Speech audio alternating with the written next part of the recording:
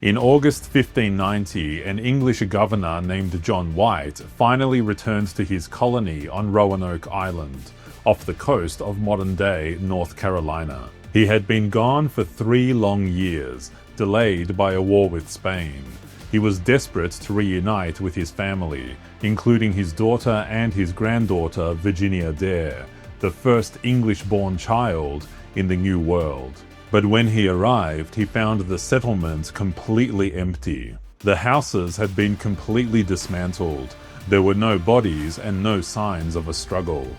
Over 100 men, women, and children had vanished without a trace. The only clue they left behind was a single cryptic word carved into a wooden post: CROATOAN.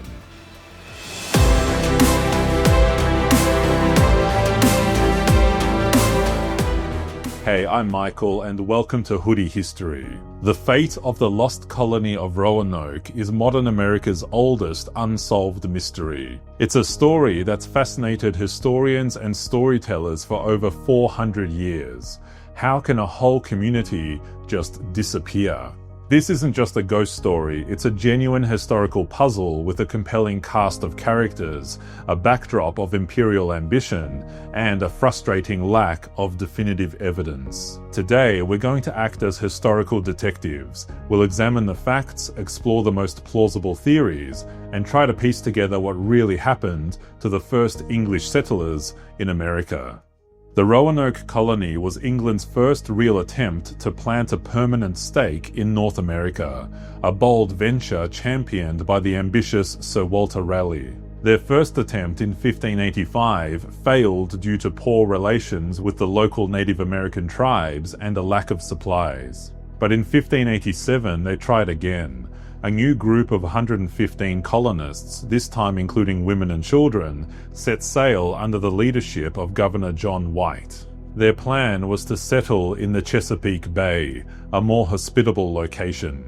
But due to a dispute with the ship's captain, they were instead dropped off at the site of the previous failed colony, Roanoke Island.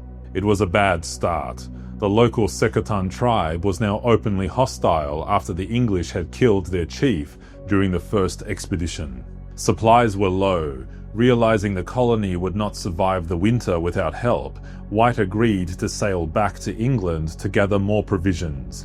He left behind his family, promising to return as quickly as possible. He had no idea it would be 3 years before he saw Roanoke again. When he left, England was on the brink of war with Spain. The Spanish Armada was preparing to attack, and every available ship was commandeered for the war effort. White was trapped, unable to get a vessel to return to his family and his colony. When White finally managed to return in August of 1590, the scene was unsettling. The settlement was gone, but the manner of its disappearance was strange. The area had been fortified with a palisade, suggesting they were preparing for an attack, but there were no signs of a battle, no skeletons, and no burned buildings. In fact, heavy items like cannons were left behind, suggesting the colonists hadn't left in a great hurry. The only clues were 2 carvings. The word CROATOAN was carved into the main palisade post, and the letters CRO were carved into a nearby tree. Now, CROATOAN wasn't a random word. It was the name of a nearby island, modern-day Hatteras Island, and home to the CROATOAN people, a friendly Algonquian tribe. Crucially, this was the tribe of Manteo, a key Native American ally who had traveled to England and was a vital intermediary for the colonists. White had arranged a signal with the colonists before he left. If they had to leave Roanoke, they were to carve their destination into a post. If they were in distress, they were to add a Maltese cross. But there was no cross. The CROATOAN message seemed to be a calm, deliberate signal telling John White exactly where they had gone. So if we know where they went, why is it called the Lost Colony? Well, because John White never made it to CROATOAN Island. An approaching storm and a nervous crew forced his ships to abandon the search and return to England. He died years later, never knowing the fate of his family. So what really happened? Over the centuries, several key theories have emerged. Theory 1. assimilation. This is the most widely accepted theory among historians today. The colonists, running low on supplies, simply moved to CROATOAN Island to live with their native allies. Over time, they would have intermarried, and their English culture would have slowly faded into the native one. There's some tantalizing evidence for this. Later explorers reported encountering Native Americans with grey eyes and light hair, who claimed ancestors that could speak out of a book. Archaeological work on Hatteras Island has also uncovered English artifacts from the right time period. Theory 2. Massacre. A darker theory is that the colonists were wiped out. While the local Croatian tribe was friendly, other tribes in the region, like the CROATOAN, were hostile. It's possible the colonists were attacked and either killed or taken captive. The lack of bodies at the main settlement doesn't rule this out. A battle could have happened elsewhere, or the bodies could have been removed.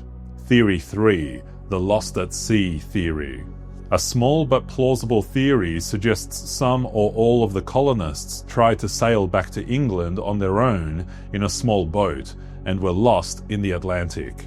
This could explain the dismantled houses, as they would have needed the materials for their vessel. So where does that leave us? While evidence increasingly points towards assimilation, the truth is, we will likely never know the full story of what happened to those 115 people. And maybe that's why the story of Roanoke has such an enduring power. It's modern America's first mystery. It represents the profound risks of the colonial era, the idea that you could sail over the horizon and simply be swallowed by a vast unknown continent. For me, the fascination isn't in finding a definitive answer, it's in the mystery itself. The single word CROATOAN is like a puzzle left for history to solve. It's not a cry for help, but a calm statement of intent that, through a series of tragic misfortunes, was never followed up on. The colonists of Roanoke might not have been really lost in the way we think of it. They likely knew exactly where they were going or what was going on. It's more likely that history lost them. A storm, a war, and the passage of time turned what was probably a story of survival and adaptation into a ghost story. And it reminds us that history is not just made up of the stories we can tell, but also of the silences in between. Thanks for watching. If you enjoyed this video, I'd love for you to subscribe and join the community here at Hoodie History. What do you think happened to the lost colony? Do you favor one theory over others? Share your thoughts in the comments section below. A thumbs up is always a huge help for the channel, and if you're looking for more historical mysteries, you can find them on my other channel, Hoodie History Shorts. There's a link here and in the description. Thanks again for watching. Until next time, remember that some of the best stories are the ones that we have to piece together ourselves.